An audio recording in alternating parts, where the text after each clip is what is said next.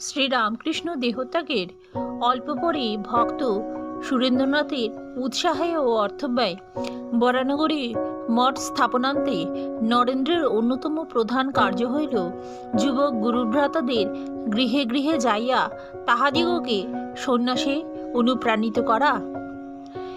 এইরূপ প্রধানত তাহারই অনুপ্রেরণায় গৃহে প্রত্যাগত যুবকগণ ক্রমে মঠে সমবেত হইতে থাকিলেন।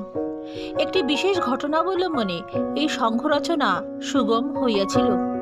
1886 খ্রিস্টাব্দের বড়দিনের সময় যুবক ভক্তদের অনেকেই আটপুরে বাবুরামের বাটিতে গমন করেন।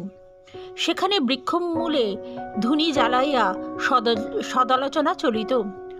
24শে ডিসেম্বর শুক্রবার রাতে ভাববিহ্বল নরেন্দ্র উচ্ছ্বসিত কণ্ঠে ঈশার ত্যাগ, বৈরাগ্য, পবিত্রতা ও প্রেমের কথা বলিতে বলিতে সন্ন্যাসী জীবনের তপশ্চর্যা, আত্মনিবেদন, কষ্টসহিষ্ণুতা ইত্যাদির আদর্শ ও আকাঙ্ক্ষা সকলের মনে এইরূপ দৃঢ়াঙ্কিত করিয়া দিলেন যে তদ্ভাবে ভাবিত যুবকগণ তখনই সংকল্প করিলেন তাহাদের ভাবী জীবন ওই আদর্শে পরিচালিত হইবে।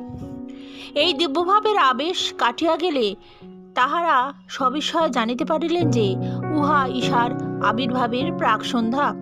আজপুর হইতে প্রত্যাবর্তনের কিছুকাল পরে ইহারা যখন সন্ন্যাস গ্রহণ করিলেন তখন নরেন্দ্রর নাম হল বিবিদিশানন্দ। পরবর্তীকালে যিনি স্বামী বিবেকানন্দ নাম গ্রহণ করেছিলেন। জয় মা, জয় মা, জয় মা, জয়তু শ্রীরামকৃষ্ণ। জয় স্বামীজি, জয় স্বামীজি, জয় স্বামীজি। ঠাকুর মা স্বামীজির কৃপা সকলের উপর বর্ষিত হোক। মায়ের শ্রীচরণে এই প্রার্থনা জানান।